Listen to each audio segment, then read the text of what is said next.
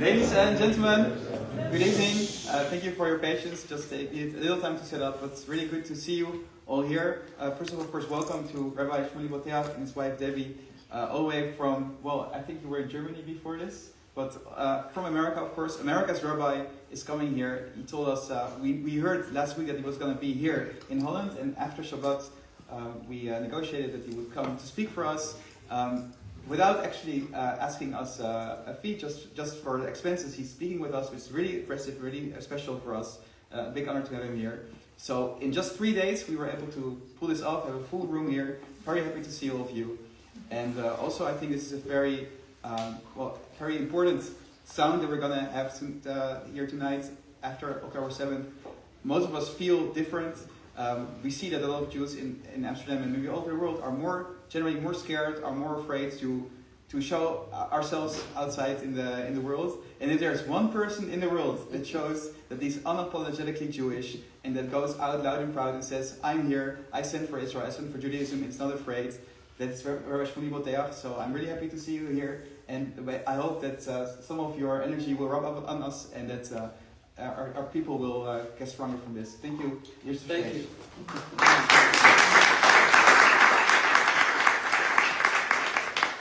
Thank you. Thank you.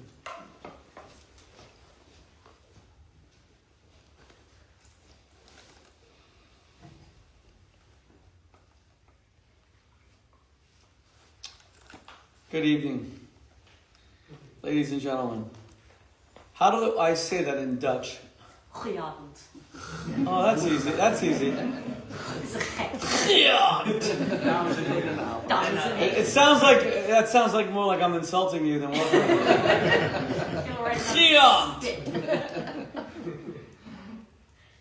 That sounds like I'm ordering you to exit. Are you sure that's okay.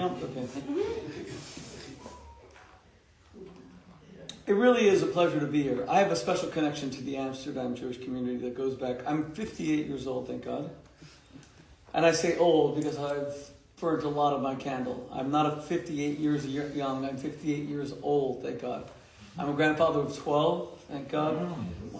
My wife is married to me for 37 years. I'm married to her for 470 years. It's really the reverse. I think she feels like it's more than 70 years. But I started coming to Amsterdam. The Lubavitch Rebbe sent me to be his emissary at Oxford University when I was 21 years old. And immediately, because it's all so close, I think Americans just don't understand how small Western Europe is. To fly from, now you even have the Eurostar, but to fly from London to Amsterdam is 45 minutes. And I started speaking to the community, and I've been here 30, 40 times. And I've seen the community evolve, and I've seen the community suffer, and I've seen the community question itself. So when I was going to be here on short notice, I want to thank Nachshon so much for organizing this. Really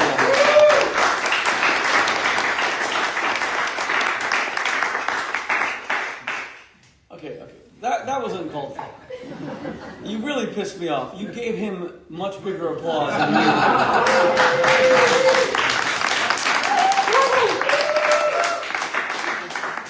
You know that we Americans are very insecure as it is. And short Americans are even more insecure. And short Jewish Americans are the most insecure. So please, okay, next time. Can we have a little applause for me for just one moment, please?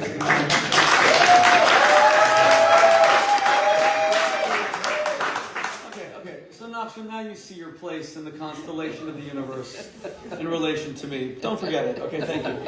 But Nachshon organized this on very short notice, and I really am grateful, because I happen to love this community. I know you're going to say, but you don't live here, but I really do love this community, and I've been here so many times, Shabbatons, especially here in the South, and almost so many times, and speaking for European-wide young Jewish leadership conventions that we've had here over the past, say, almost 3 decades. But I've never been here when the community has most questioned itself since the times of the Holocaust. Let us first recall that there were only 4 countries in all of Europe where 90% of the Jews were annihilated during the Shoah. Let's see if we know what all 4 are. What is the first country where 90%, almost total annihilation? Shoah means complete extinction. They had to find a word, Holocaust, not pogrom, not anti-Semitism, not destruction, even the word genocide, which was coined by a Jewish survivor of the Holocaust named Raphael Lemkin in 1947 and was adopted by the United Nations as part of the United Nations Anti-Genocide Convention 1948. The United States did not sign on until 1951. Even that has been so abused. Israel's guilty of a genocide. Today everything's a genocide. You stump your toe and it's a genocide. It's been so incredibly degraded. But the word Holocaust, Shoah, has not. Give me the 4 countries where the Jews were annihilated on Holocaust at a Holocaust level. Holland was 90%. Which, by the way, and I'm a very candid person. I'm going to speak to you from the heart tonight. I'll try to be not as serious as I seem right now. I'll also try to be a little bit humorous, but I'm in a very serious mood given the state of my people and the threat against my people worldwide. But I'm in a very serious mood, so I'll tell you that I'm 58. I would like to live a long life. I have 9 children, thank God. My children need me. I'd like to believe that even my wife, although she says daily that she doesn't, that she might need me as well. But I don't know how long I have to live. I really don't. I receive so many death threats every single day. I'm attacked on the streets, the United States, even Miami Beach, Florida, not to mention Vienna, which all of you just watched. Or, Times Square. The attacks against me have become so serious that what is my future? I hope God will protect me, but I really don't know. And I'm now beginning to understand, not that I would ever put myself in his shoes, but the greatest American of the 20th century was Martin Luther King, who really confronted America's greatest evil, which was slavery, Jim Crow, and segregation. And he said on April 3rd, 1968, in his famous mountaintop speech, one of the greatest American speeches ever delivered, and he gave it off the cuff because he had pneumonia. He wasn't even going to speak that night. I took my children by RV all the way to Memphis, Tennessee, where he gave that speech. And I want you to know, as an aside, I believe that the American Jewish community owes Martin Luther King a tremendous debt of gratitude, not for what he did for the African American community or even purging America of its original sin of racism, but what he did for the Jewish community. Because so many Jews are alienated from the Torah. So many Jews do not read the Parshat HaShavua. So many Jews don't read Yeshayahu or Zechariah or Micha or Yechezkel. We don't read Ezekiel or Zechariah or Isaiah. And Martin Luther King took all of those books of the prophets and he made them into a liberation manifesto that is so relevant to modern times. The whole American civil rights movement is not based on the book of Mark or the book of Luke or the book of Matthew or the book of Revelation. It's all based on the Hebrew Bible because of Martin Luther King. He showed the relevance of our Torah. But on the 3rd of April, 1968, he gave a speech where he famously said, "I don't know how long I will live." And he said, it doesn't really make a difference to me because I have gone over the mountaintop and I've seen the promised land. And I know that you as a people will get to the promised land. It's one of the things, and he died less than 23 hours later. He was killed by one assassin's bullet that severed his spinal cord at 6:03 p.m. exactly on April 4th, 1968, on the balcony of the Lorraine Motel in Memphis, Tennessee. By the way, since this is not a country where English is the first language, am I speaking too quickly? No. You all understand what I'm saying? Yeah.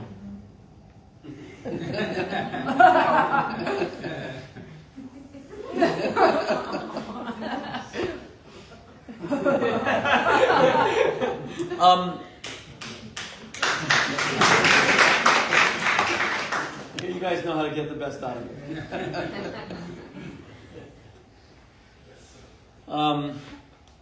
James Earl Ray killed the greatest American of the 20th century. It's amazing how greatness can be snuffed out with one bullet in a rifle he bought for $12. And I sometimes feel like Martin Luther King. I'm not in his league. He was the greatest American of the 20th century. I'm a simple Jewish American. But I love my people, and I love what my people stand for. And I don't know how many more years I have left, because I really don't know how any one person can experience this level of death threats and survive. It doesn't even make sense anymore. I mean, my wife and I feel bad for my wife because I put her into an impossible position. And I have 3 sons who are serving in the IDF in this war. We have sons that served in Gaza, sons that served in Lebanon. My daughter-in-law, who just married into our family 10 days after October 7th, She's a social worker in the IDF. Her name is Dahlia. Her job, the week of her wedding, was to arrange the funerals of 70 IDF soldiers who were murdered on October 7th. She didn't prepare for her wedding by making sure that her white dress fit perfectly. She didn't prepare for her wedding by speaking to the photographer or the caterer. She didn't prepare for her wedding by making sure that the makeup artist got everything perfect for herself and her guests and her bridal, what are they called? Bridesmaids. She prepared for her wedding, the week of her wedding, by burying 70 IDF soldiers who were murdered on October 7th. So my kids risked far more than me.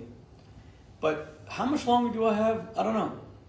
I hope I have a long life. Martin Luther King said that night as well. But the threats to our people have become so serious. But I have one rule. I will never fear anti-Semites. Ever. I will never be a slave to Pharaoh in Egypt. I will never be a slave to Achashverosh in Persia. I will never back down and I will never retreat. Not because I'm particularly brave, but because the life of a Jewish slave is no life at all. And it's the only life that we Jews have experienced ever since the destruction of the Second Temple 2,000 years ago until the creation of the modern state of Israel. And that's what I'm going to be addressing tonight. How can we be free Jews? My wife and I last night went to that great kosher street restaurant. What's it called? Right here. La Basta. We sit next to 4 Israelis, one of whom just finished war in the IDF, fighting Hamas, Hezbollah. Greatest monsters on earth. And they won't speak a word of Hebrew, even talking to us outside. And he's not wearing a yarmulke, he's wearing a baseball cap.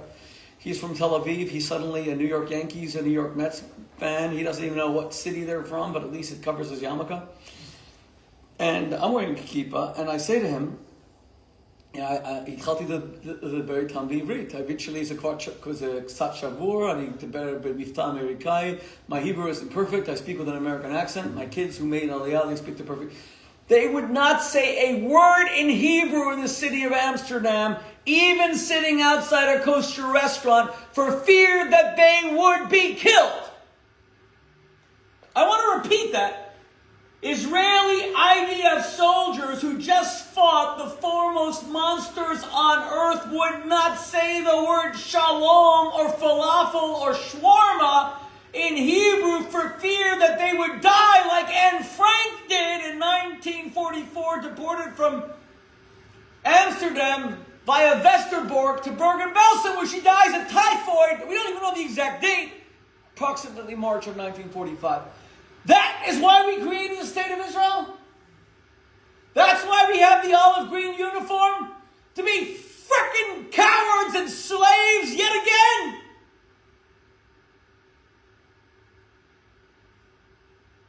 I would rather die than live like that.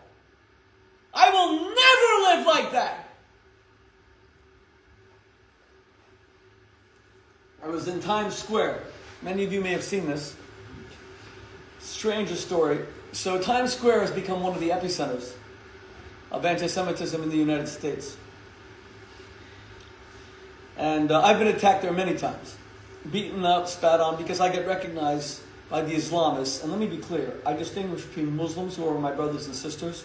I have the greatest respect for Islam as a faith. Let us never forget, Muhammad had a Jewish wife. Muhammad made it clear that unlike Catholicism at the time, you cannot annihilate the Jews or kill the Jews. There was never a Holocaust in Islamic lands.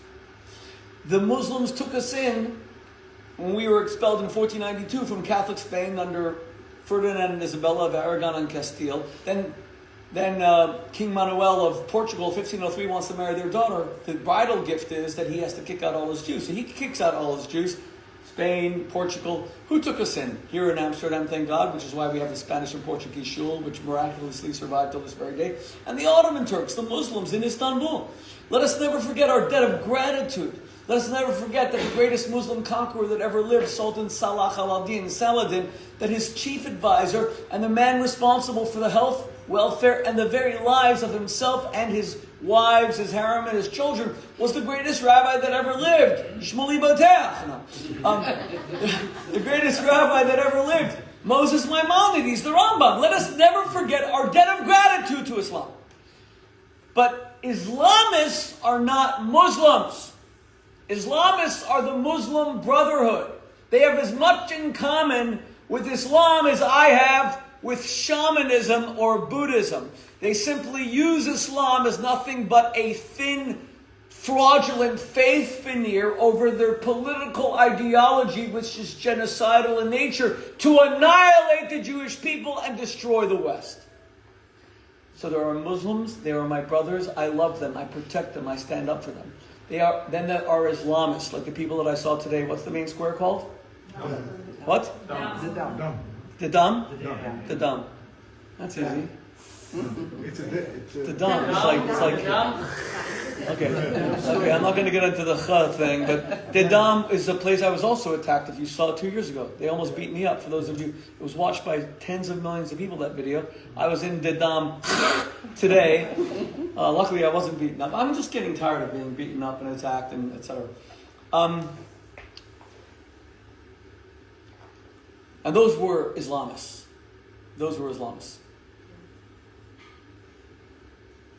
So I'm in Times Square, and the Islamists always recognize me because I am prepared, and I think it is necessary to debate the biggest Jew haters on earth. I debate them on Piers Morgan. Mohammed Hijab, probably the best known disgusting, anti-Semitic, Jew-hating, revolting, knuckle-dragging, Neanderthal, anti-Semite Islamist in the world. He's out of London. I can't believe that Scotland Yard has not arrested him. He's a terrorist. I call him Mojab. Anyone see my debate with him with Piers Morgan? Yeah. Where we killed each other? I call him Mojab because every anti-Semite, in order to calm down, needs a Mojab. That doesn't work, I guess, with people who speak English through Dutch. Mojab rhymes with something else. Yeah, okay. You'll have to use your imagination for that. And now, I'm not going to be invited back. Every by the way, this is a different subject altogether. We'll do it the next time I'm here. I actually believe, as the author of Kosher Sex, that there is a direct connection between sexual repression and anti-Semitism. I have a true theory about that, but that's something else. But if every anti-Semite had a Mojab, they would probably not hate us Jews as much. So Mohammed Mojab more than anyone needs a Mojab. But I'm prepared to debate Mohammed Hijab. I will debate Cenk Uygur, disgusting, revolting anti-Semite. I will debate Candace Owens, who I call Clandis Ovens. She is the first ever black leader of the Klan. A black grand wizard of the Klan. Ovens, not Owens, because that's where she wants us Jews to go to. She was just sued by Emmanuel Macron and Brigitte Macron she's obsessed that Brigitte Macron is really a dude, a guy. I saw Brigitte Macron at the 80th anniversary of the liberation of Auschwitz, 27th of January, and I walked over to Brigitte Macron, and I was amazed that she knew all about me, defending her. I'm the only American that's been defended. Amidst all of Macron's unfair criticism of Israel, that has nothing to do with humiliation and degradation. His poor wife is suffering. She's a mother, she's a grandmother, with this disgusting reptilian anti-Semite, Clandis Ovens, who says that Jews actually do drink the blood of Christians, the Jews killed JFK. She says that Herzl was a pedophile. She says that Israel was set up as a haven for pedophiles. And she has 10 million viewers like a week on YouTube. And I walked over to Brigitte Macron and she hugged me. And I took a picture. And a lot of people say, you can't let a woman hug you. I said, she's a man.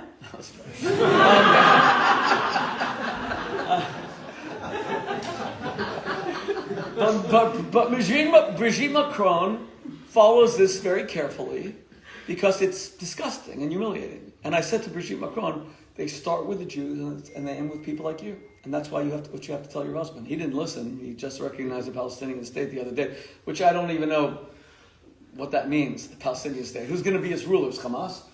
Are they going to kill 16-year-old Palestinian girls for having a boyfriend and make sure their brothers or their uncles kill them?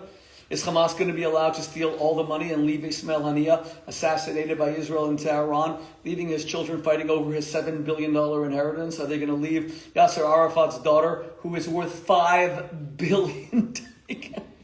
I can't even say this without laughing. Yasser Arafat left his daughter $5 billion of stolen Palestinian money. She lives in the Ritz-Carlton in Paris. Not a bad place to live.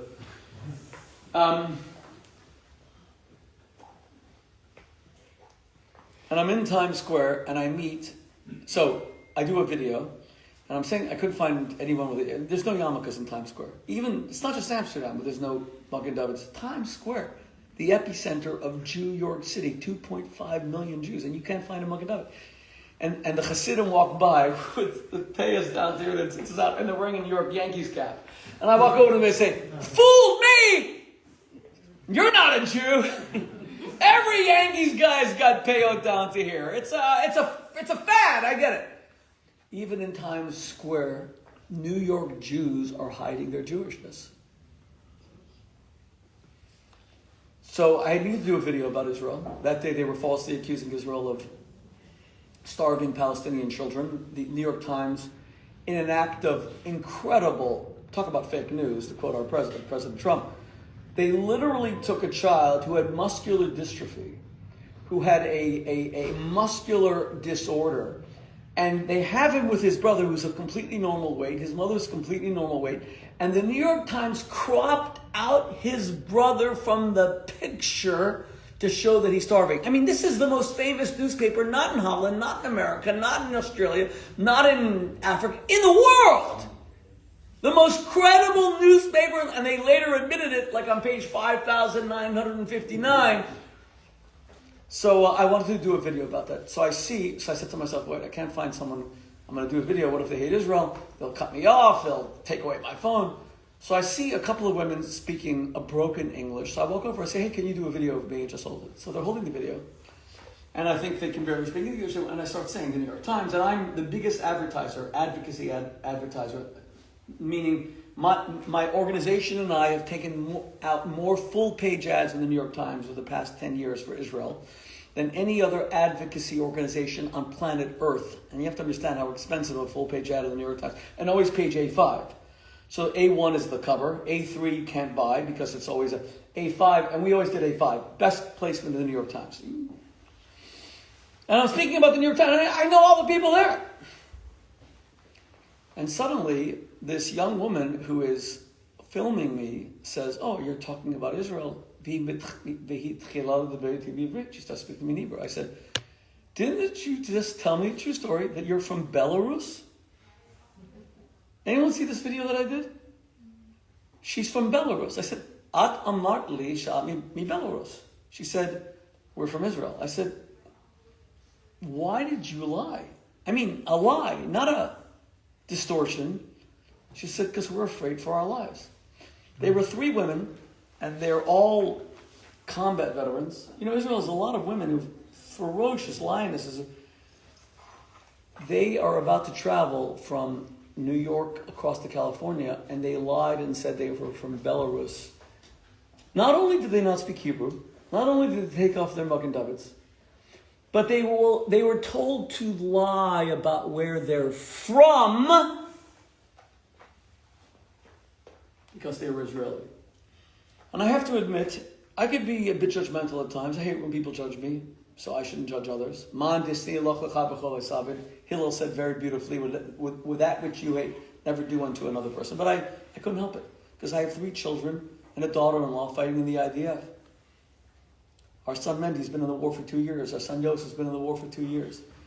And I said to them, you weren't afraid of Hamas. And they know every weapon system, M16s, Galils, Gonens, all of Israel's. You're afraid of Times Square? Times Square, the most famous square on earth. That's how bad it's gotten. You guys think that in Amsterdam that you're alone. You're not. American Jews are afraid to put on kippot too. American Jews are afraid to wear a Magen David too. American Jews are afraid to wear a yellow ribbon too. What the hell? You mean 80 years after the Holocaust, we're back to being Anne Frank hidden Jews? Maybe not in a secret annex. Maybe not on, what's it called, Prinsengracht Street? Is that where it is? Prinsengracht Street?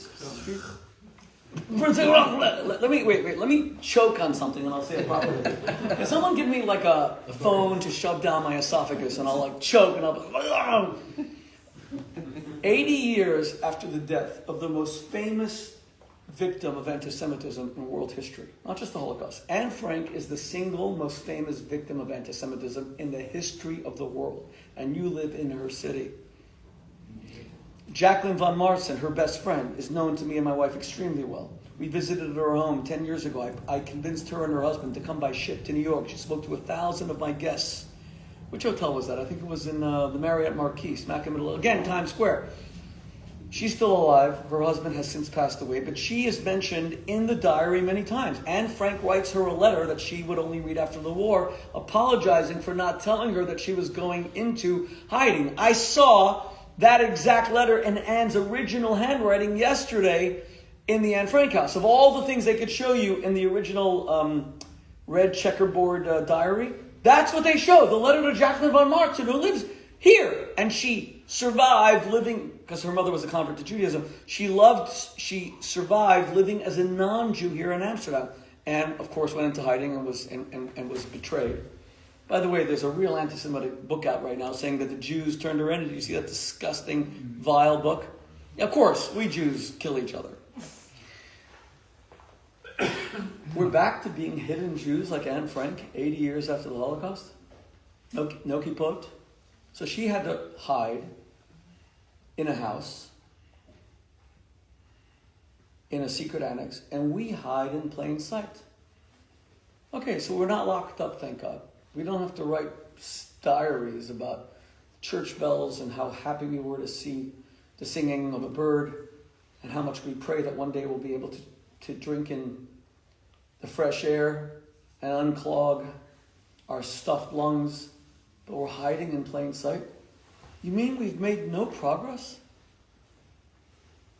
You mean we've made, with this creation of the State of Israel, teaching the whole world about the Holocaust, Anne Frank's diary has sold 100, 200 million copies, and we're back to being afraid to wear a kippah in dam. Did I say it right now?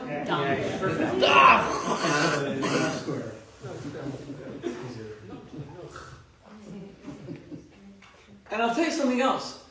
Do I believe that a Holocaust is possible in the world today? Let's just review that. That's not what I want to talk about. Do I believe that another Holocaust is in Israel? Of course.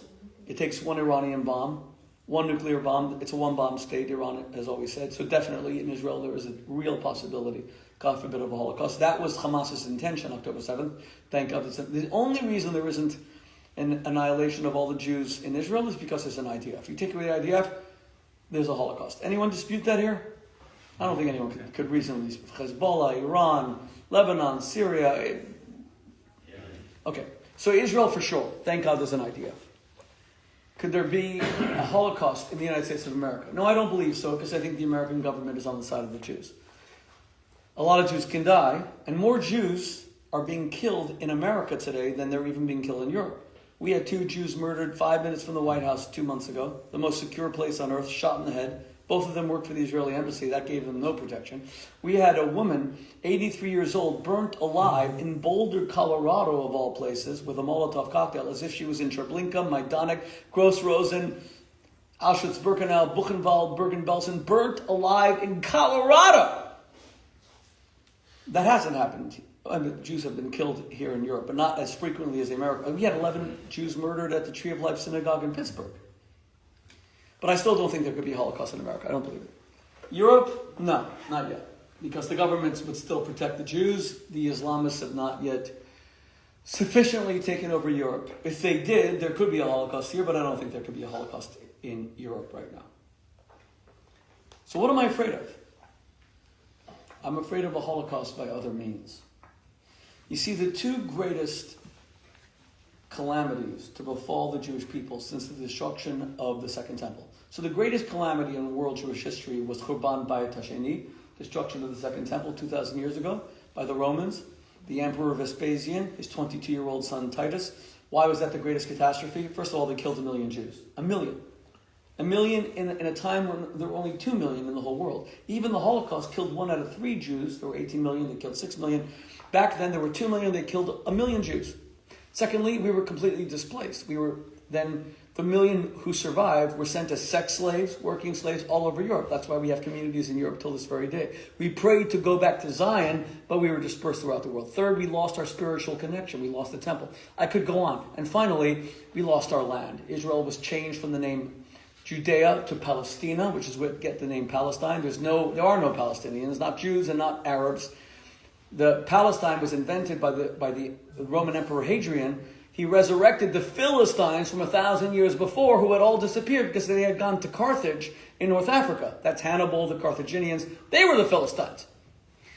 This was just a way of Hannibal erasing any Jewish connection. But the point is, the greatest Jewish calamity of all time until the Holocaust was the destruction of the Second Temple. Then there were two great calamities. The Shoah, the Holocaust, which Dutch Jews know better than anyone else, by the way. The other three countries where 90% were murdered. Holland, Poland, of course. There were 3.3 million, only 300,000 survived. Greece, who said that? Excellent. Isn't that hard to believe? That 90% of Greek Jews were annihilated. You know what the last one was?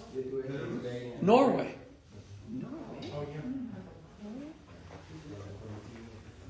By the way, the fact that 90% of Jews were murdered in Amsterdam just gives the lie that It's not 90. It is 90 because there's a huge problem that came out with the new Names Monument.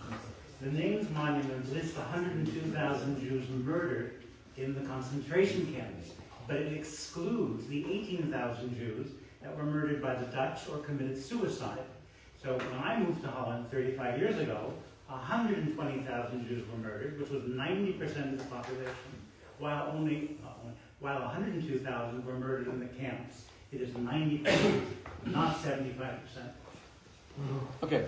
You know what? Even I believe you, it's 90%. I agree with you. But even if it's 75%, these are not. By the way, it's a shanda. It is an abomination. It's a disgrace to the Dutch. You know, you can go today down to the red light district and choose a woman as if you were in a dispensary choosing a chocolate bar, right? Or so my friends tell me. I've never been there. That was a joke, by the way. But you can choose a woman like in no other way. In red lighting, I mean, this is stuff you've never seen. That the degradation of and LGBTQ rights. I have an openly gay brother, Orthodox with a kippah. I fought for LGBTQ rights all over the world, including Israel, my entire life. Women's rights. I have 6 daughters, 9 children, 6 daughters. I'm first place to make it marijuana legal. Amsterdam, so liberal. But when it came to hiding Jews, turns out they weren't so liberal. Turns out they actually weren't as open-minded as we thought. The Danes saved all their Jews, and they don't have a red light district where you can choose a woman by pressing A1 from some vendor machine, but they saved all their Jews. Bulgaria, Albania saved all their Jews, but it turns out that Holland saved almost none.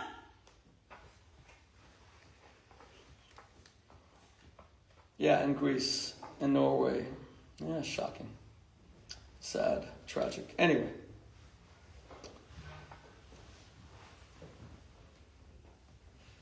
God, I just say this stuff and it's like, I just get too emotional because it's just not right to paper over words like that. To know that in countries, 90% of Jews annihilated. Our brothers and sisters. And it's all being forgotten. But it brings me back to this question. What progress have we made? And what the hell do we do now?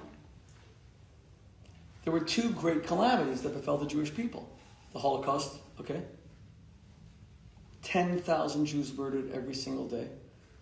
The Nazis hit a record, August 1944, killing Slovakian Jews, my wife's family.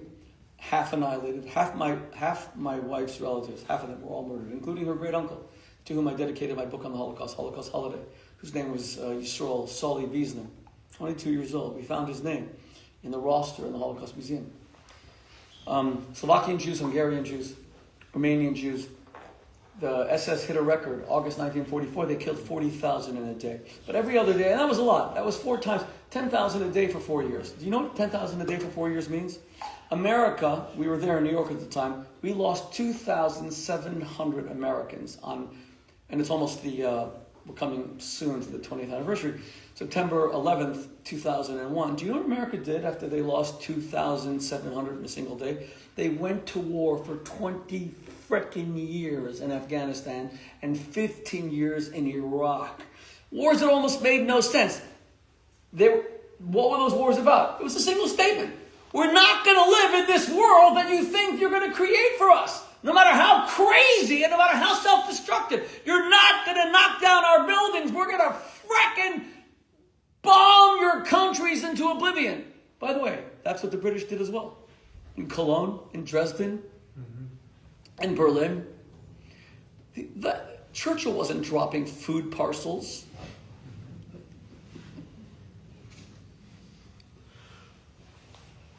Over Würzburg, which was 80% destroyed. He wasn't bringing in 2 million tons of food, which Israel brought into Gaza while it's accused of starving. He was dropping, like Harry Truman, something called a nuclear bomb on Hiroshima. They didn't drop food parcels on the children of Hiroshima and Nagasaki. 6 days ago was the 80th anniversary of those atomic bombings. They dropped nuclear bombs. Let me repeat that. The United States of America, greatest democracy in the world, most powerful nation in the world that liberated all of Europe from... They dropped nuclear bombs on the Japanese that were intended for the Europeans, for Germany. But Robert Oppenheimer, totally secular Jew, who only agreed to build those bombs in order to drop them as vengeance against the Germans. And he was a German Jew, American. He just didn't have it ready in time. So they dropped them onto the Japanese. But he wanted vengeance. Make no mistake! Dresden, Goebbels said they killed 250,000 Germans. That's true. That's not true. He added a zero. It was 25. It was only 25,000. These were innocent Germans, civilians, children. That was done in a 1,000-bomber campaign of Lancaster bombers of the British and the Americans over 3 days in the last month of the war, when there was no war. The Germans were finished. Dresden had no military value, and it was the most beautiful city in all of Germany. A Baroque capital. Go there today. They rebuilt it. It's gorgeous. And when Churchill was later asked throughout his life, what about that? He just refused to answer.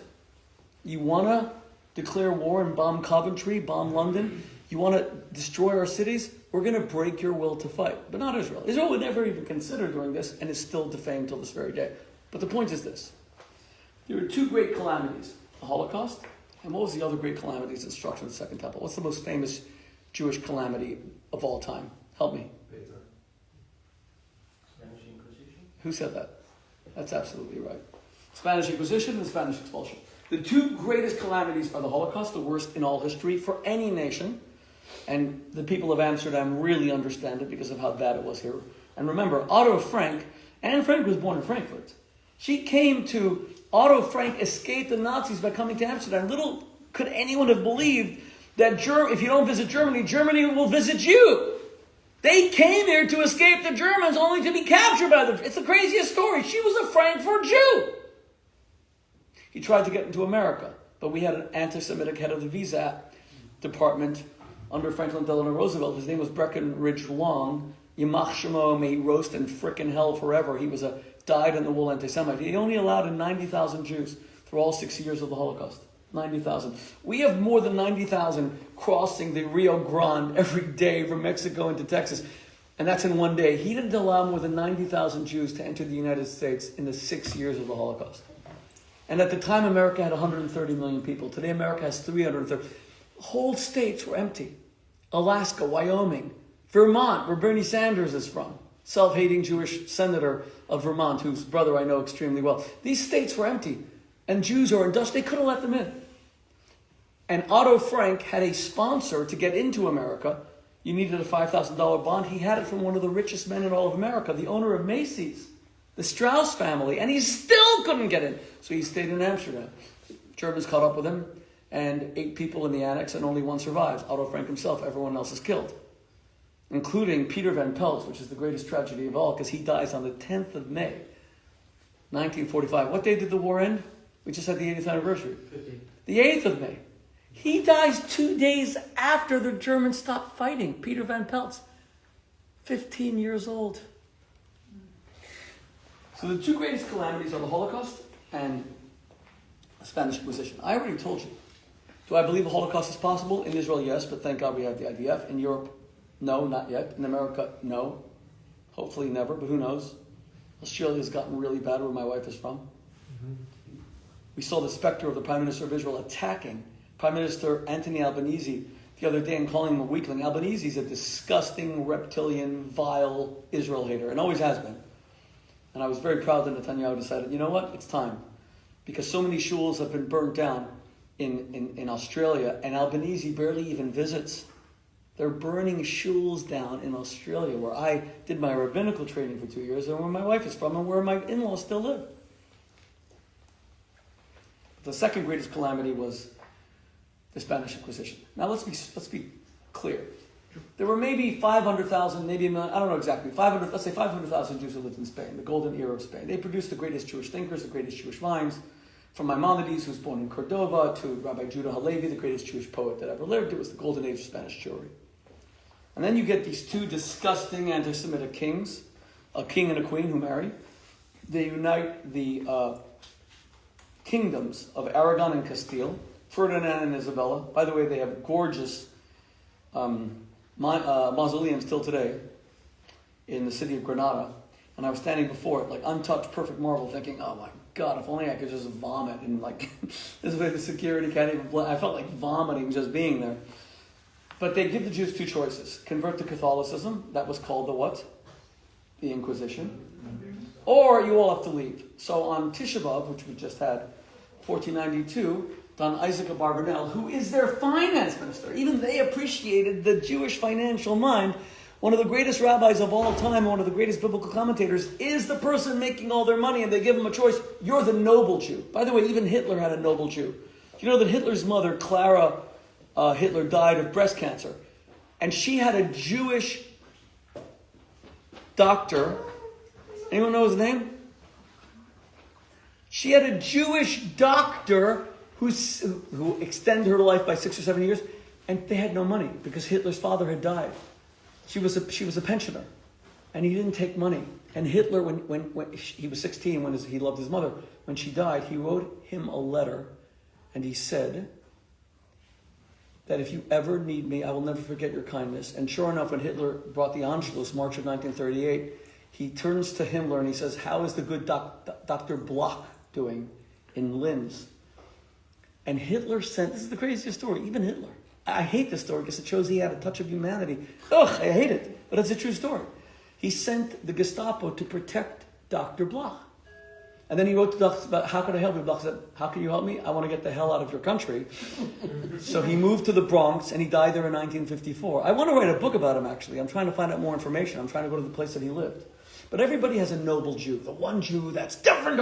So Ferdinand and Isabella had that one Jew who was different. And what was his name? Don Isaac Abarbanel. Abarbanel, one of the greatest rabbis that ever lived. And Abarbanel, being the great leader that he was, he gives up all his status, all his money, and he leads the Jews across the Spanish-Portuguese border on Tisha B'Av, 1492. About 250,000 Jews. The rest stayed, and they were Jewish. They lived like we live today. Secret Jews.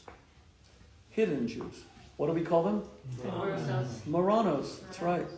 Marranos really means pig in Spanish. Yes. But they pretended to be Catholic the way we pretend to be Dutch. They pretended to be Catholic the way we pretend to be non-Jewish Americans. They pretended to be Catholic the way we Israelis who come from Israel and go to Times Square pretend to be Belarusian. And they thought they could ride it out. Does anyone here know how big the Jewish community in Spain is Spain is today? 20,000. If that. I heard 10, but you could look it up if anyone's got ChatGPT. I debated disgusting Candace Owens, biggest anti-Semite in America. Did you guys see? She actually was using ChatGPT during our debate. And I exposed that. Yeah, crazy stuff. Okay. What happened to the hundreds of thousands of Jews that were secret, they kept Torah secretly? They lit candles on Shabbat. Till today, you guys have all heard stories about Spaniards who were still lighting candles on Friday night, going back, ages and generations. Where are all those Jews today? They're gone. They weren't all burned at the stake. Many were, autodefés. But they are gone. And the reason, and here's the most important thing I'm going to say to you tonight. Loss of identity is loss of existence. Let me repeat that. Loss of identity, loss of public identity is loss of existence. There is no such thing as a hidden Jew. A hidden Jew is an extinct Jew.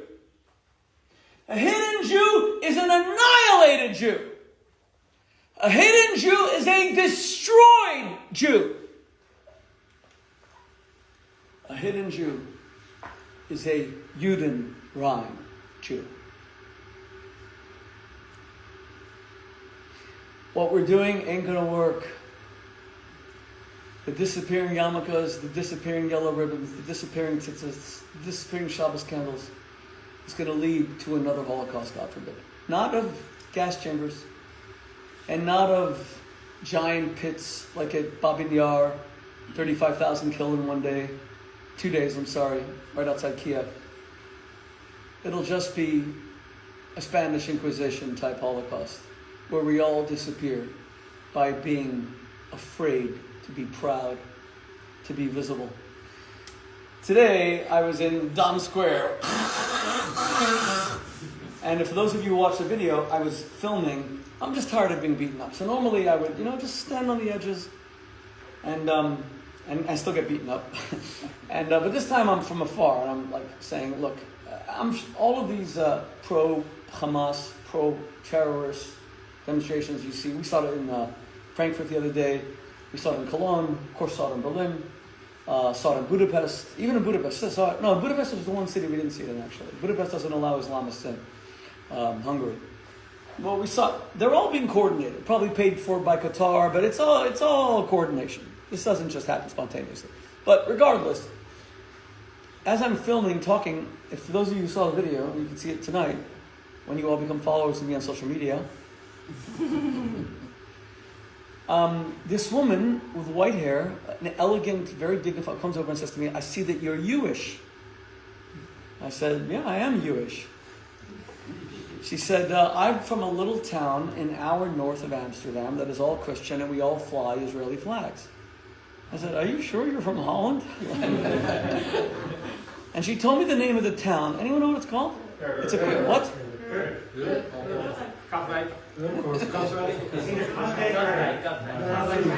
Well, you got to look it up. It's got a no. It can't be right. It's got. I don't know. I remember now. I remember the name of this town. She told me is. Anyway, she said, look, I'm from, and you should come visit sometime because we would love to have you. Anyway, look it up, the name. And I couldn't believe how brave she was, because now the Islamists are staring us down, etc., etc., etc. And I was sure that when I asked her name, and my social media, thank God, has a global reach, that she'd be afraid, because every Jew that I interview tells me to take it off. They're terrified. Don't say my name. They cover their faces. Terrified. When I asked her what's her name, I was sure. She gave me her whole name and where she lived. She couldn't care less. What happened to us? What in God's name happened to us that we're still, Anne Frank, hiding in an annex? And how did that end? God, what I would do to meet her. What an incredible young woman. She was so positive about the future. She never showed vengeance. She never showed hatred. But none of that saved her. All the optimism in the world. I wrote an article today called If I Had Lived by Anne Frank. And I say at the beginning, obviously, it's me speaking in her voice. And it's kind of that she came to the realization that with all the beauty in the world, yes, you have to be an optimist. You have to love all of God's children, but you have to have an army. You have to have the IDF.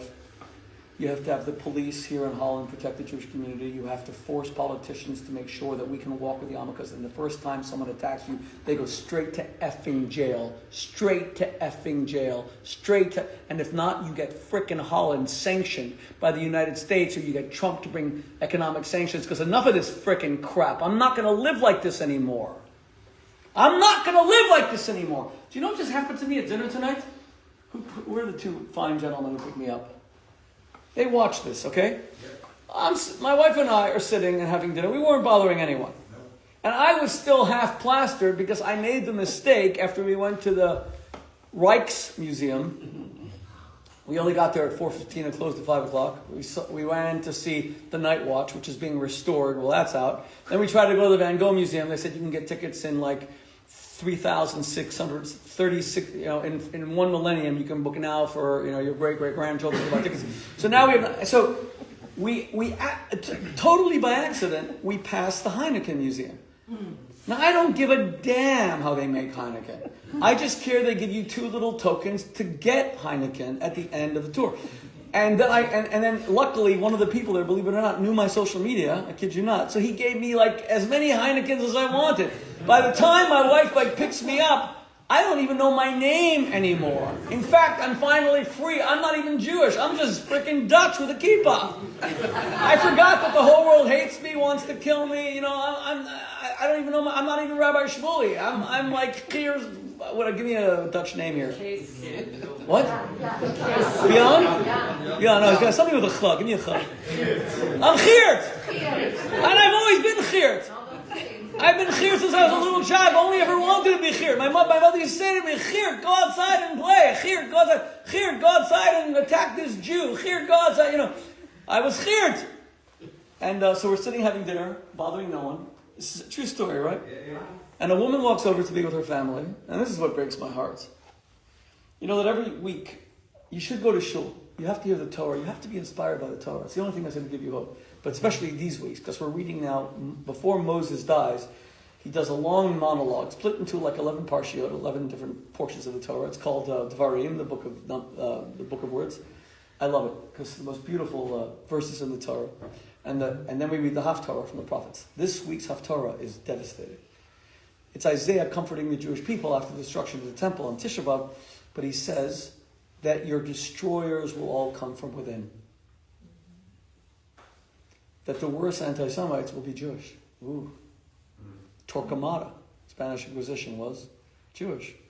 We don't know till today whether Hitler's paternal grandfather was Jewish, but it's probably 60-70% according to the best historical estimates we can make that Hitler's paternal grandfather was Jewish.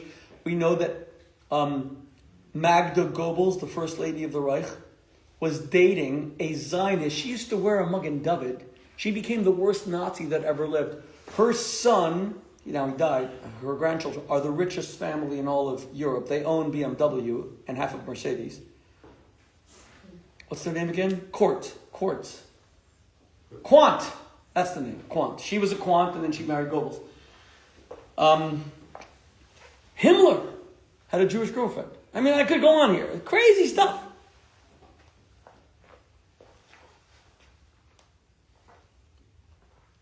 Reinhard Heydrich, they said, had a Jewish ancestor. Second or third most evil man that ever lived, and the only Nazi, thank God, that was assassinated during the war by 3 very brave Czech partisans whose names I always memorized because of what great men they were. They were killed in a church. Mm-hmm. I've been there 100 times. One of the most inspiring places in the world, where they took out this freaking monster and made him burn in hell at a young age. Okay. But I'm sitting there having dinner at a kosher restaurant, and Isaiah says in last week's Haftarah that your worst destroyers will come from within. And this woman walks over to me from Vienna. She said, I saw how you were attacked in Vienna. Now, my wife and I were walking on a Friday afternoon 2 weeks ago in Stefanplatz, the epicenter, the very center of all of Vienna. Vienna, where Hitler became an anti-Semite. Remember, Alois Hitler, Hitler's father, was not an anti-Semite. We don't have any record of him ever disliking Jews. His mother, Clara Hitler, was a very religious Christian. She was not an anti-Semite. The person who gave Hitler, Yimach Shemo, his Iron Cross, first class, was it a Jewish officer? He liked Jews. In Vienna, he becomes an anti-Semite under Karl Lueger, the terrible mayor. We may get a Karl Lueger type mayor in New York City, of all places. It's just shocking. Zoran Mamdani, God forbid. And I'm walking there Erev Shabbat, and I see this big anti-Israel, pro-Hamas, pro-terrorist, pro-rapist, pro-beheading of children. And I just stand on the outside, and my wife is filming me. They recognized me, knocked off my yarmulke, tore my tzitzis, tore my shirt, surrounded me by a group of Islamists who were threatening to kill me. The police quickly came, pulled me out of the scrum, not to protect me, but to plan to arrest me for provoking the attack.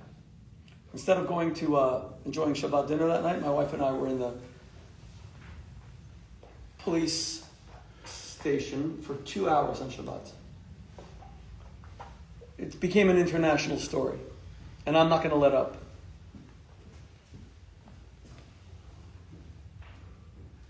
What was my crime? My crime was to wear a kippah in Vienna. Don't you Jews know? We'll let you stay here if you're hidden. You have to be Anne Frank. Hide in your moving annex, and then we're not going to bother you. But if you dare wear, and they were blaming me. You knew these were Islamists. Why are you wearing a kippah? My wife was there when we were being interrogated by the police. A female police officer actually told us, probably in a terrible mistake if this ever goes to court, she actually said, we saw you walking with your tzitzit and your kippah, and we all said to each other, the police, he's probably going to get attacked.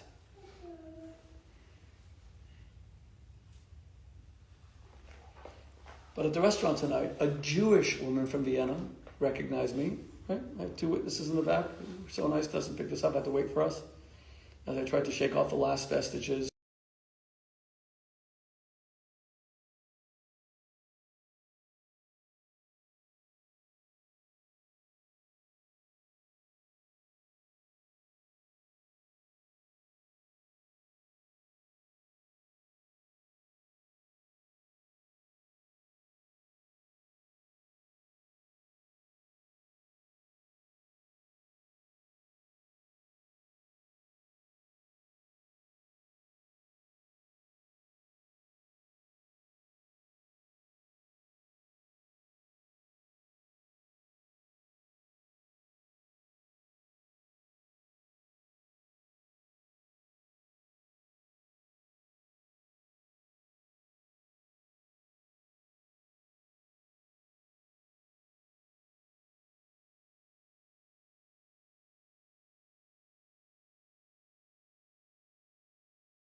You people hate more than they hate Jews is losing money.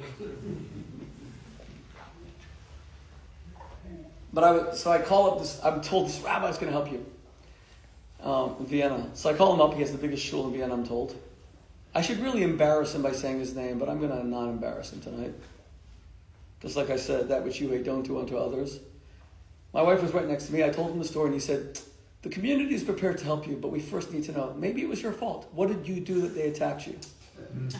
And I said to him, you know what, Rabbi, I don't even know you, but respectfully, I don't want to know you. I really should be more long-suffering. I should be like God, Hashem Kol Rachum V'Chanan, I should be more patient. I said, but I have no patience with this anymore. Self-hating Jews make me want to vomit. So rather than vomit on the phone and disrespect you, I'm just going to terminate this call, have a very good life, and good luck living in hiding with you and your children for the next 500 years. And let's see where they end up after 500 years of hiding. That was his first question to me. How did this happen? You know, the black community, America never had a history of annihilating Jews. Europe always did. My wife and I'm writing a book now. I wrote a book on the Holocaust. I'm now writing a book, God willing, about the Crusades. Every city we've been to over the past week, with Amsterdam being the last, Koblenz, Cologne, Wertheim, Rotterdam. Every city, the Jews were all slaughtered first in 1096, First Crusade, 100%. Then they were all slaughtered again in 1244, Second Crusade. Then they were all slaughtered again with the lie in the 15th century that they poisoned the wells of Europe for the Black Plague. And then they were all slaughtered finally in the Holocaust. 4 show us. 4! Total annihilation, not a pogrom. I mean complete and utter annihilation of Germany's communities. Germany is the most execrable, hate-filled, demonic country in all human history. And I'm just hoping that today's Germans, God willing, have repudiated that past, because the level of hatred shown by Germans to Jews for the past 1,000 years defies any kind of explanation. And it didn't start in 1933. You have to go to these places to understand how bad it was. What the hell is wrong with that country? Seriously. Hopefully today's Germans are different. I hope they've repudiated their past. I don't know. Their chancellor last week announced that he's not going to sell Israel arms. 40% is anti-Semitic in Germany.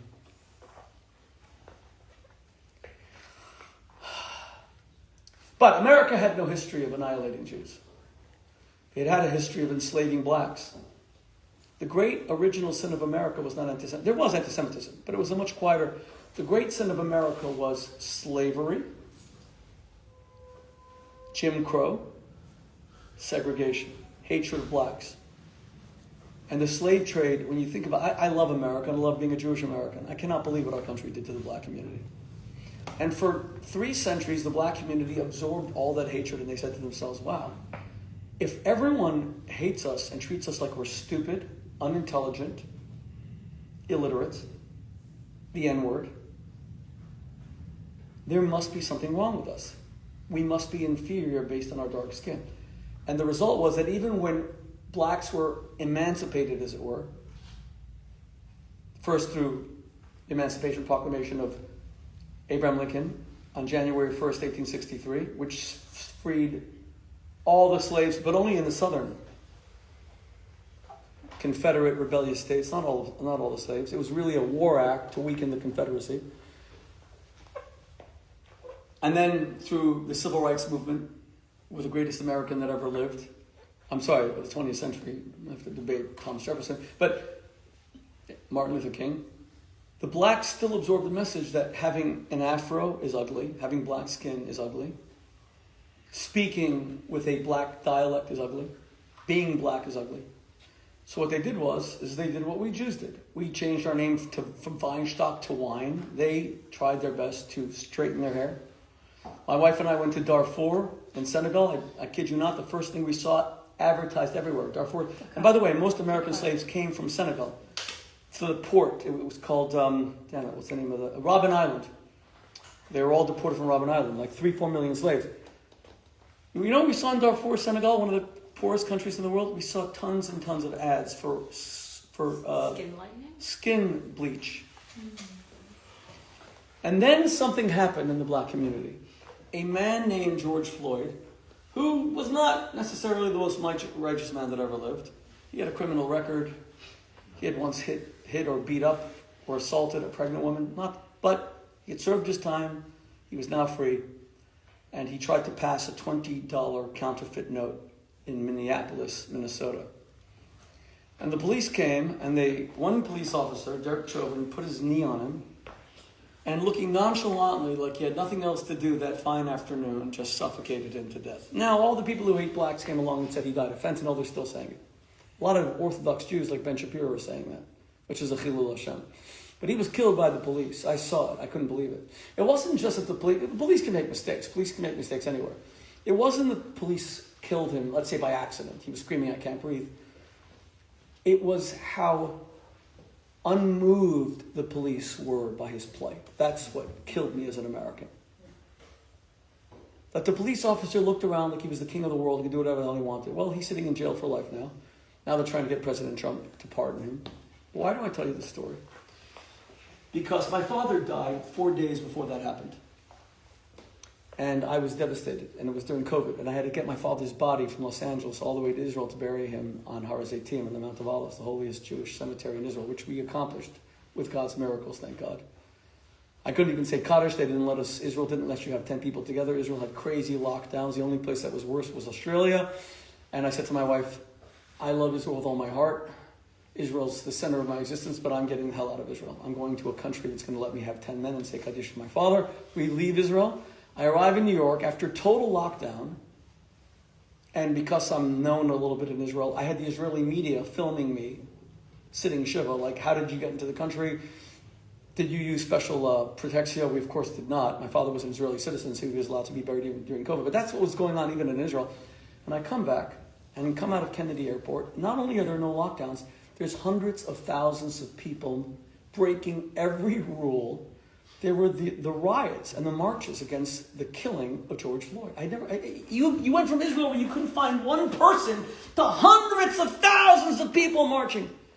And that was the day that the black community changed, because they created something called Black Lives Matter, BLM. It's very controversial till today. It's anti-Israel, intersectionality. I'm not going into all that. But I'm looking at the black community finally decided, you know what?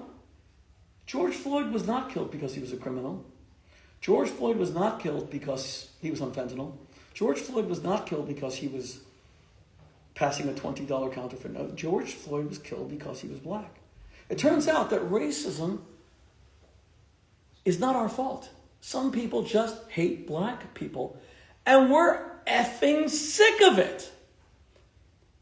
Today, if you use the N-word, or if you even insinuate something about blacks in America, you are finished culturally, in Hollywood, financially, socially. You're done. But you can get up any day and say that Israel is Nazis, killers. Jews love money. They live for money. Jews are murderers. Israel's the most vile nation on earth, and you actually get rewarded for it, because we never had a JLM movement, Jewish Lives Matter. We've never stood up for ourselves. We still believe, like that woman in that restaurant, that we are attacked because of something we did, because of something we are. Maybe we are hated all over the world because there really is something wrong with us. Maybe we are too materialistic. Maybe we do try to control the world. Maybe the IDF is a bunch of baby killers. Maybe we did overreact to October 7th. If that's true, what did Anne Frank do? Nothing! Did Anne Frank kill any child? Did she starve any Palestinian? Did she control the world's banks? The stupidity of believing that we deserve this crap is why we don't fight it. It's why we're frickin' sheep and cowards.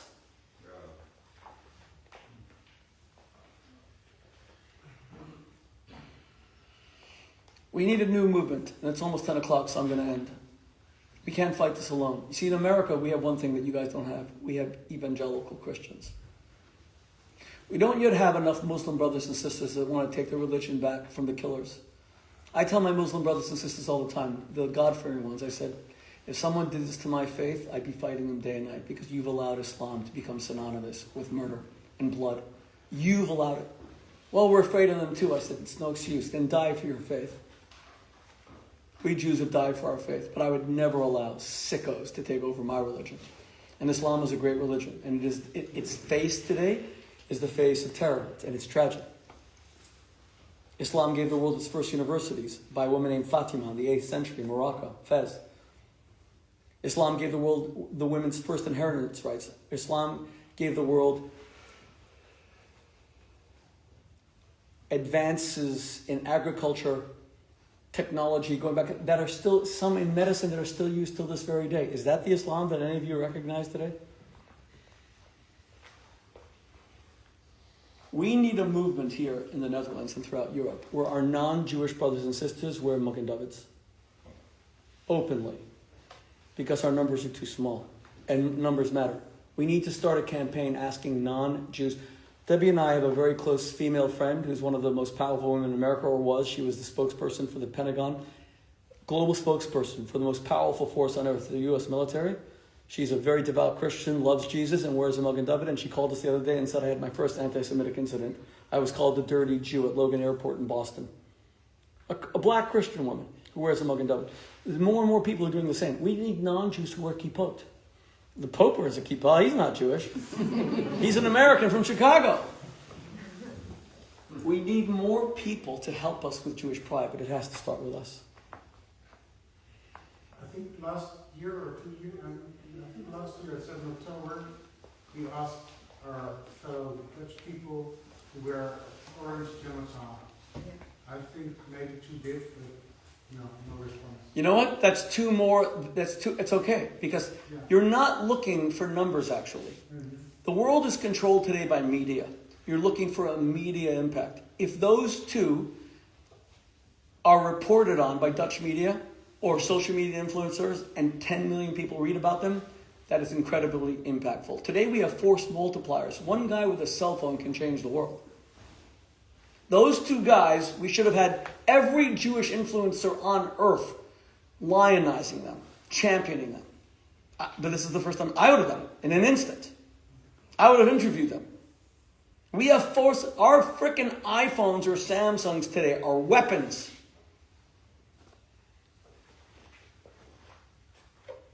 By the way, I was in the Rijksmuseum today, albeit for 10 minutes before I got kicked out. And they don't even tell you that. It's like going to the Louvre to see the Mona Lisa and it's like under construction. Do you know that the Night Watch is under construction right now? Tell me before I buy the damn ticket, right?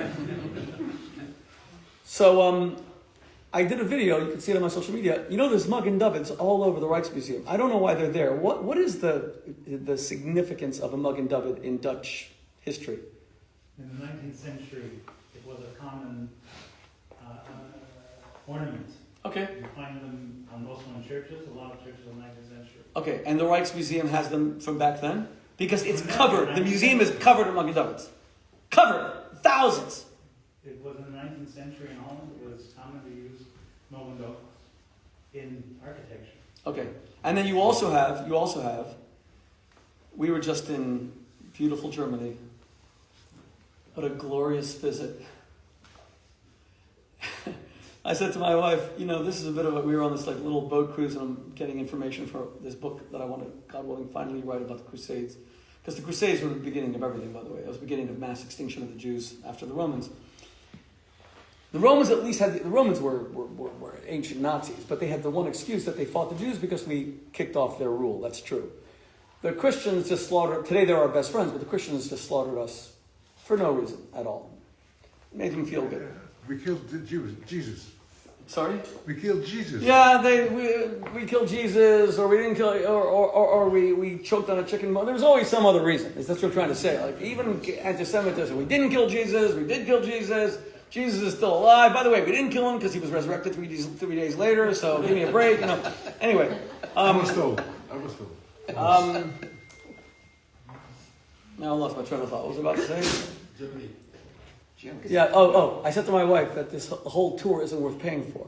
Because you get off the boat, go into a town. This is essentially, you're paying for all these tours. This is the tour. The tour guide takes you, hello, welcome to Würzburg, where they killed all the Jews. The tour is now over, and please go to then we go to Rotterdam. Welcome to Rotterdam. We're in 1286, they killed all the Jews. Now, you'll have some time for shopping right now over the next 20 minutes. Please go. Then you go to Cologne. Welcome to Cologne, where essentially they killed all the Jews. The Holocaust monument is here. The burnt down synagogue is there. And this isn't even a Jewish tour, by the way. This is like we're with non-Jews. Every single... And so I started predicting it. I walked and said, let me guess. Before you tell me, I've never been to this town.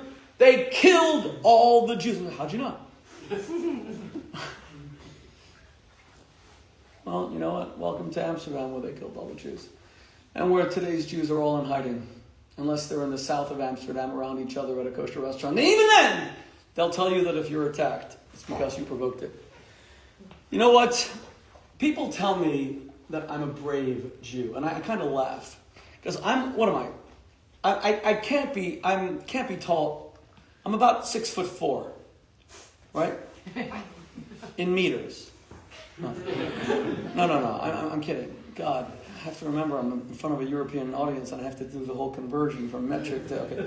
I'm let's say 5'6". There is nothing brave about me. You give me the olive green, the sacred olive green uniform of the IDF, and you send me into Lebanon, and I'm gonna frickin' run the other way, no matter what bazooka. I'm not ready for war. I'm not ready.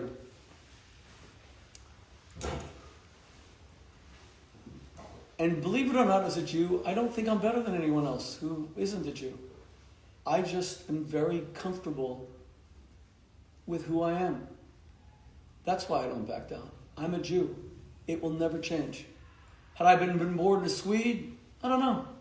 Maybe then I'd have more Heineken, not just when I go to the museum, but on a more regular, daily basis.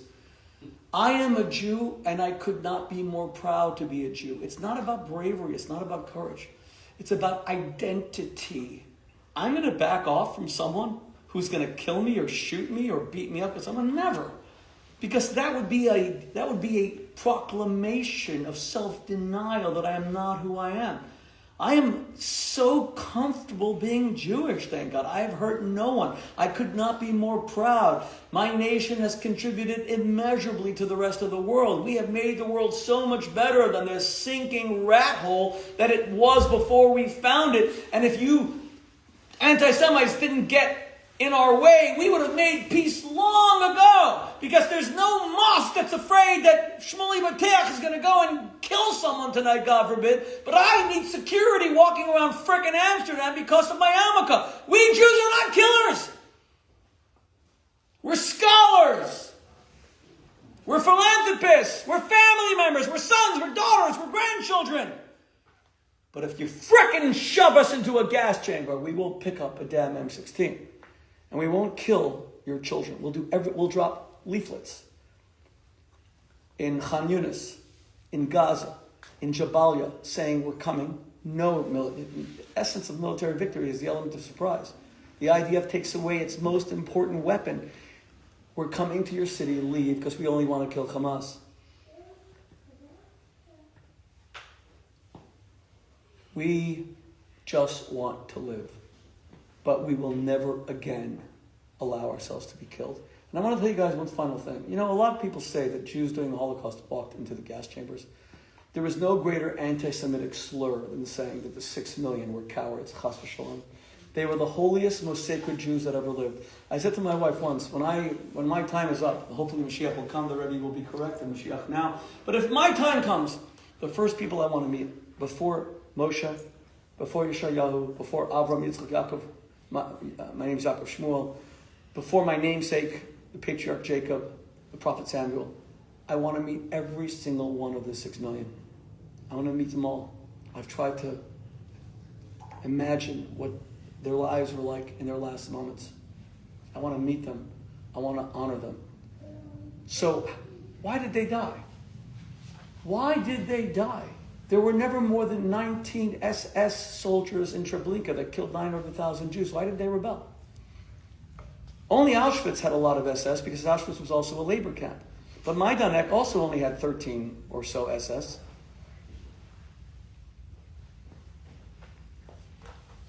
They were the bravest Jews. So how do we square that with the fact that, okay, Mordechai Levitch, the Warsaw Ghetto Uprising, they were very brave. Mordechai Levitch is my greatest hero. You see, they were the bravest Jews, and they interpreted bravery as a willingness to fearlessly die as a Jew.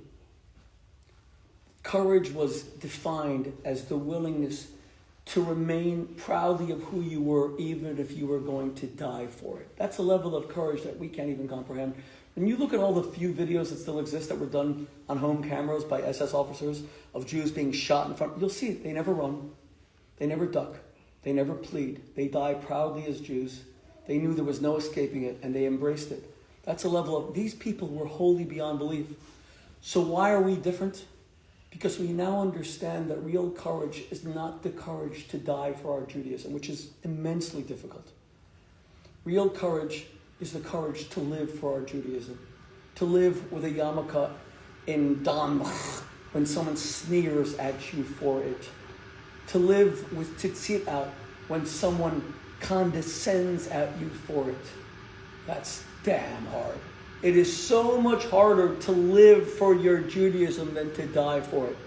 And we, my friends, dare not fail that test. We dare not fail that test. And my final word. Amsterdam, I've spoken at many times. I want to speak here.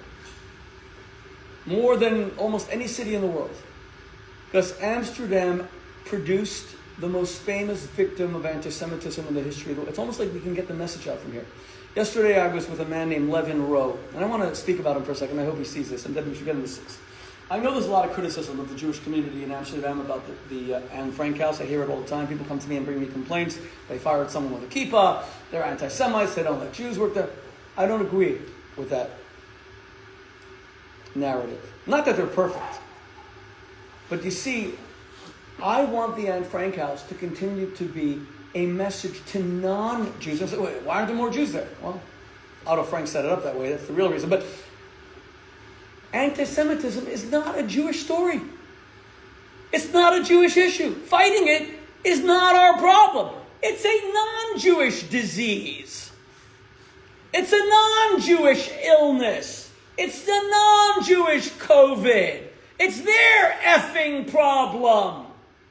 And the Anne Frank story has got to be that. All you non-Jews, 1.5 million who come and don't see the yarmulke, this was a Jewish girl and you murder her for no reason. Because you're sick. That's why. Because you are sick. And stop telling us Jews to fight your sickness. Fight it your damn selves already.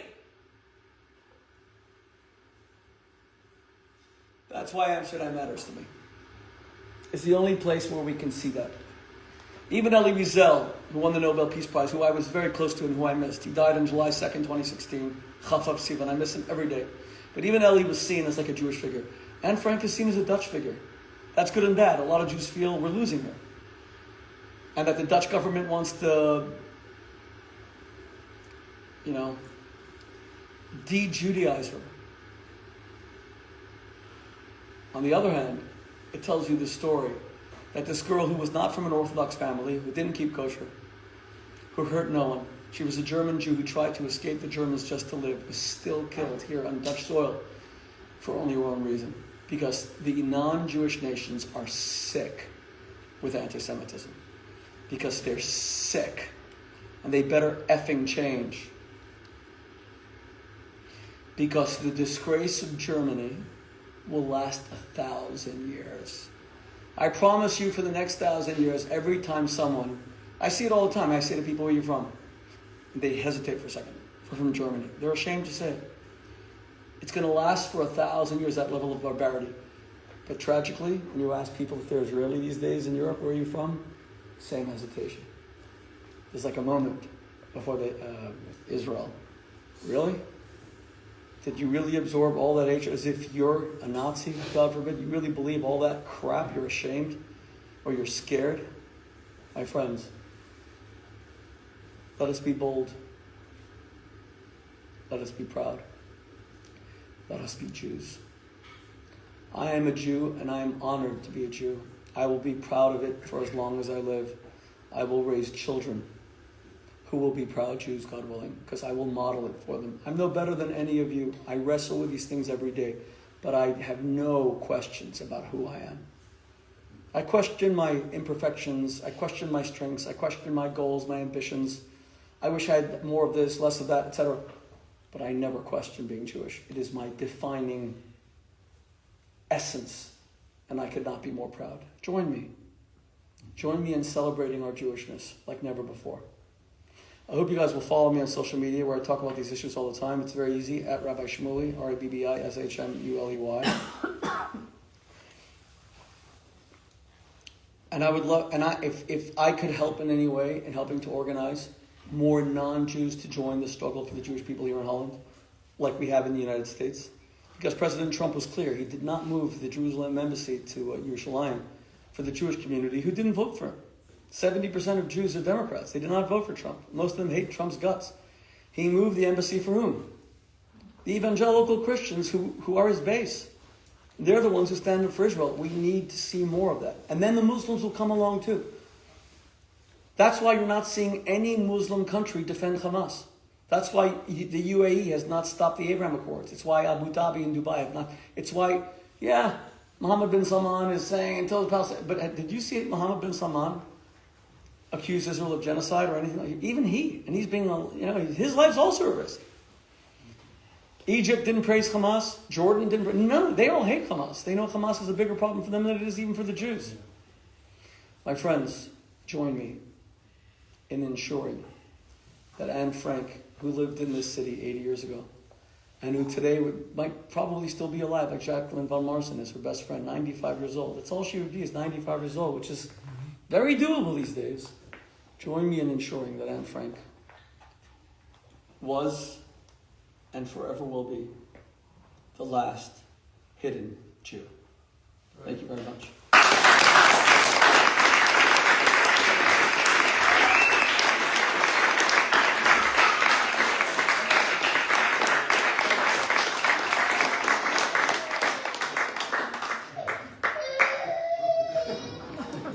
You know, I always make someone cry. It's usually the adults. It's actually usually my wife. Like, God Almighty, can't we go home? Okay. Any questions? Go ahead, please. Yeah, thank you for the speech, which is on a couple of points very clear and impressive. But I'm still very bothered about certain issues. The government of Israel is allowing, like, especially the settler movement. I'm often very worried about it, and the problem is getting bigger and bigger, of like proportions that we couldn't imagine for like 20 years ago. What is your view on that? My view is that these are totally separate subjects, meaning the question of Israel's internal political structure, social structure, is a very important question, as it is for any democracy.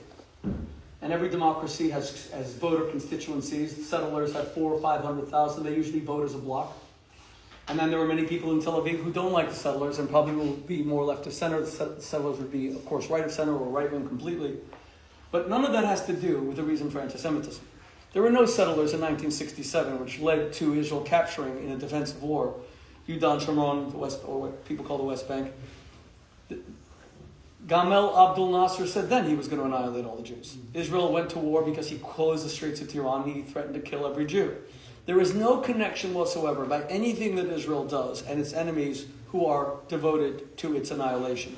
Beginning in 1928, and it was the anniversary like a week ago, 102 Jews were killed in Hebron, 30 years before the state of Israel, 25 years. 30 years, sorry. Did you ever read the accounts of how they were killed? They were castrated with their testicles shoved into their mouths. Their throats were slit. It was just a pogrom. There was no state.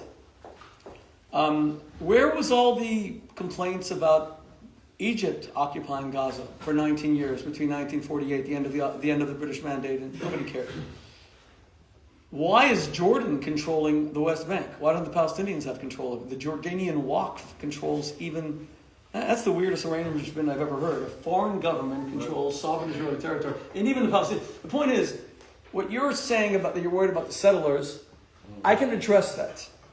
And if there was enough time, I would give you my view. Which, by the way, is that I don't trust in the creation of a Palestinian state.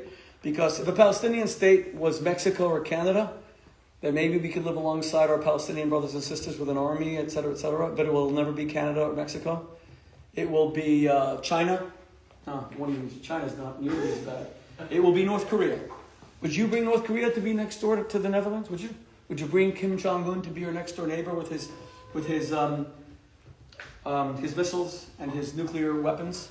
Israel would be committing suicide with a Palestinian state. We tried it. Gaza was a Palestinian state, total autonomy. My wife's cousins had their homes forcibly destroyed by the IDF. Jewish soldiers destroyed Jewish homes.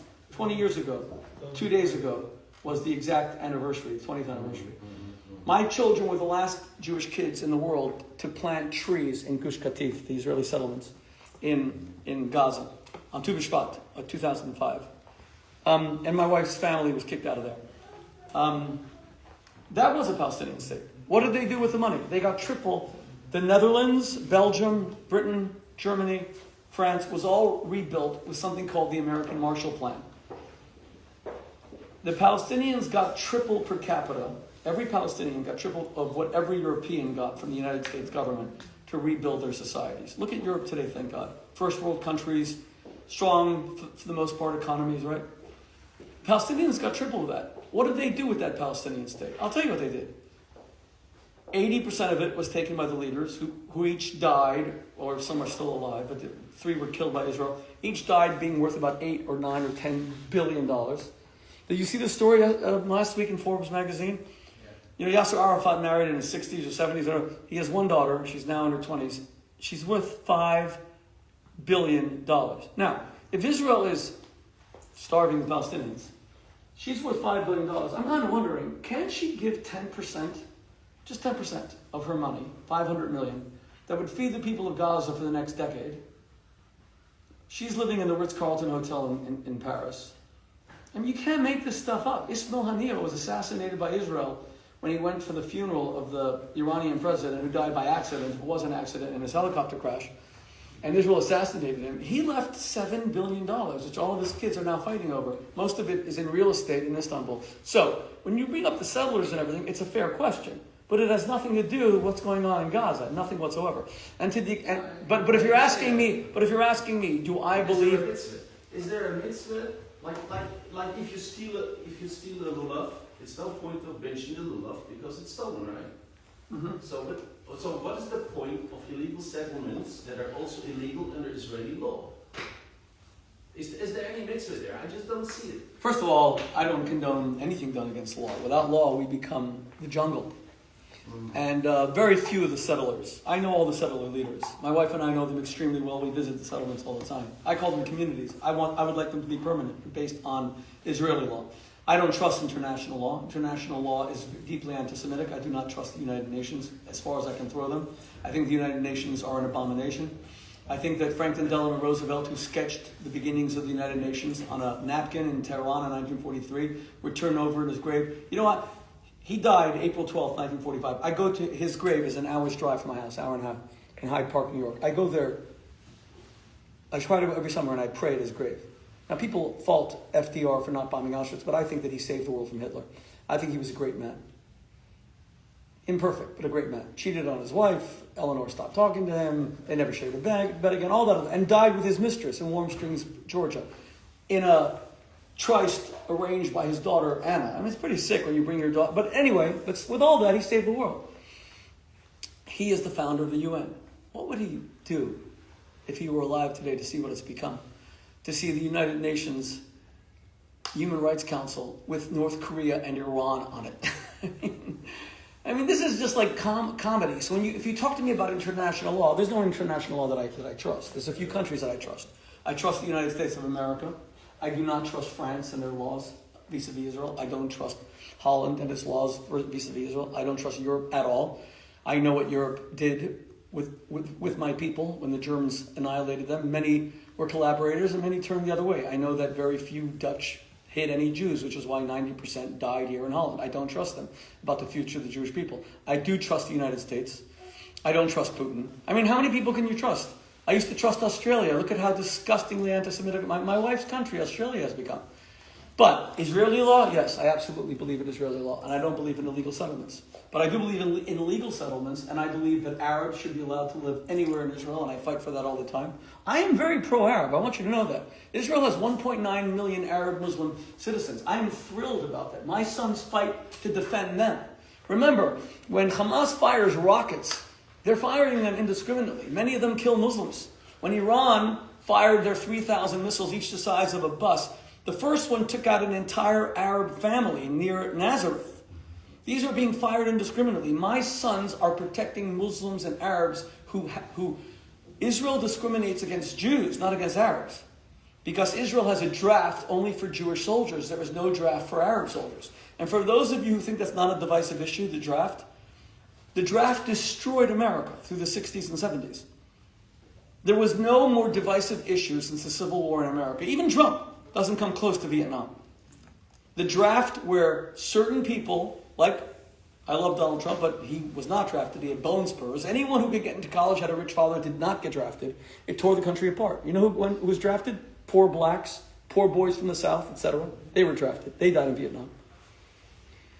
So Arabs are not drafted. Israel is an apartheid state insofar as it discriminates against Jews and not against Arabs, because Arabs don't have to die in Gaza or die in Lebanon. My son's friends have died in both, and they have to live with that trauma even though they're in their 20s to the rest of their lives.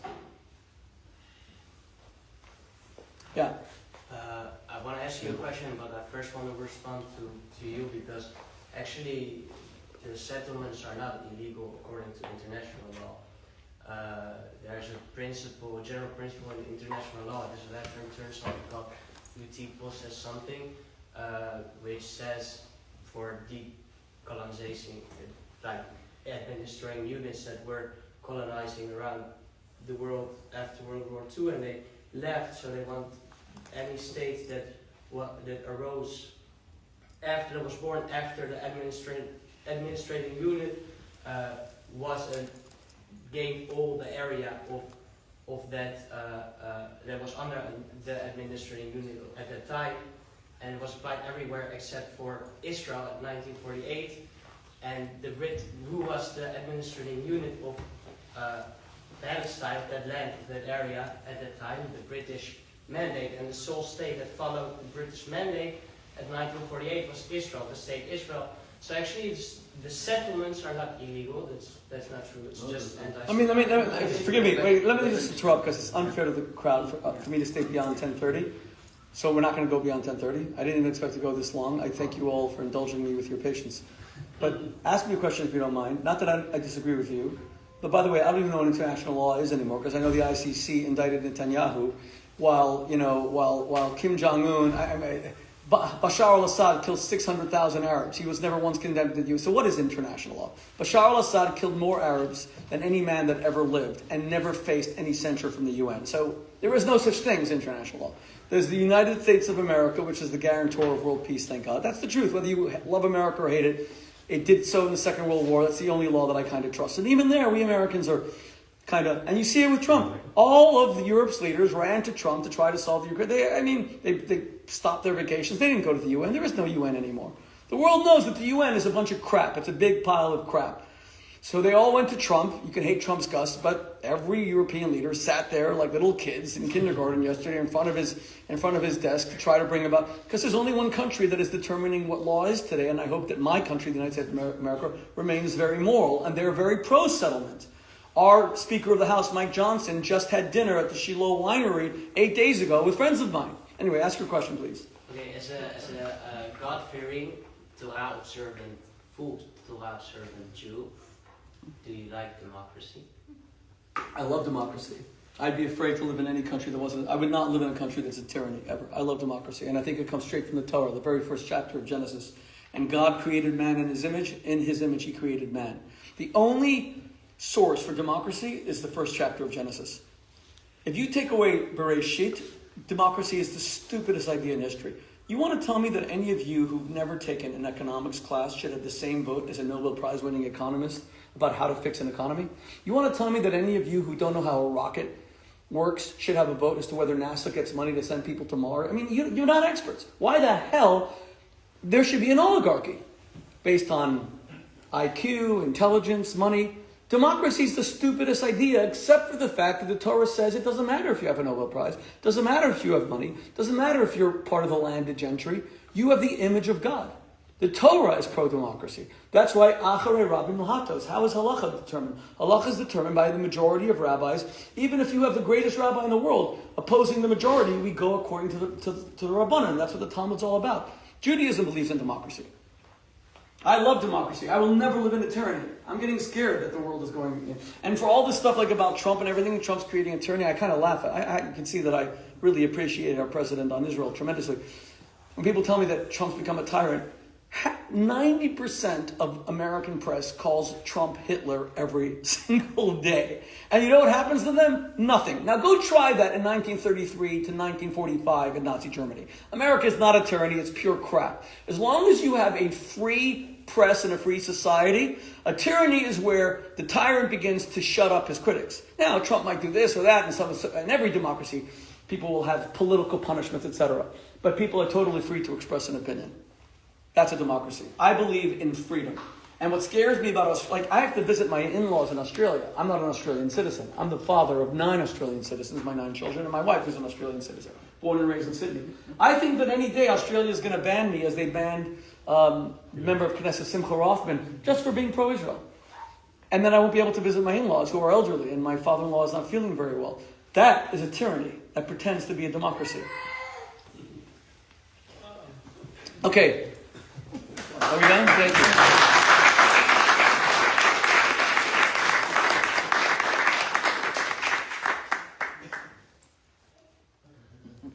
Thank you. I brought you also a little gift from Your child? Wow! You know, I got it. Was this your son? Yes. What's his name? Ellie. He's beautiful. I want to tell you, we have 9 kids, thank God. Now I'm saying something way too personal, too much Heineken. I told my wife always, we should have a nice round number, 10. So now you see. This is something you can find only in Europe. Thank you. This is something sweet from Dutch delicacy. Thank kosher, you. of course. Thank you. And an S&P venture Thank you. from our community. Thank you so Which much. are tables and everything. I want to thank you so much.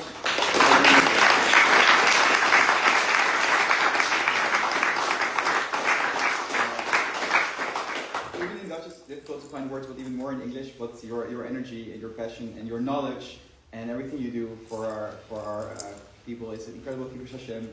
It has absolutely given us a lot of power.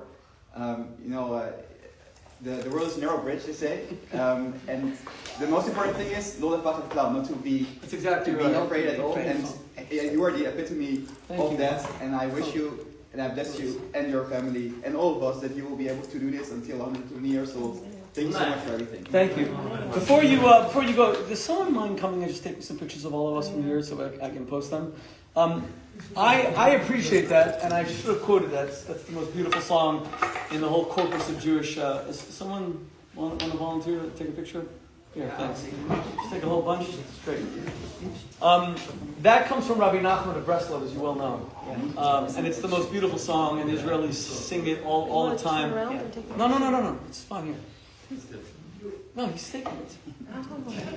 Kol ha'olam kulo. Just take a whole bunch. Kol ha'olam kulo geshatzar mo. The world is a very narrow bridge, so we feel constrained, we feel afraid.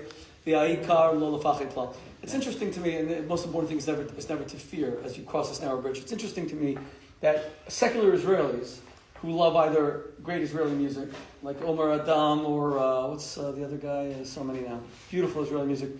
And Israel's doing so much better at the Eurovision and amazing stuff. That even secular Israelis love singing the song. Wherever you go, you hear it in Tel Aviv, you hear it in Yafo, you hear it in Haifa, you hear it in Beersheba, because it is the most important thing.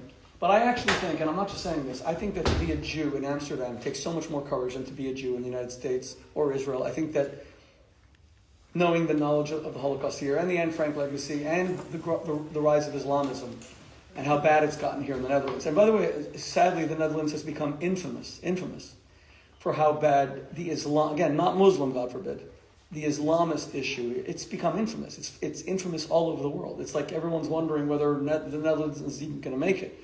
They know it's bad in France, but this is the country where you have the greatest challenge. So I think that to be a Jew here is to show real courage. So I'm not the one who's being courageous. I thank all of you for making sure that the Jewish community is alive and well, and that I'm able to come and meet Jews here, etc., etc. And I wish you safety and Mashiach now. And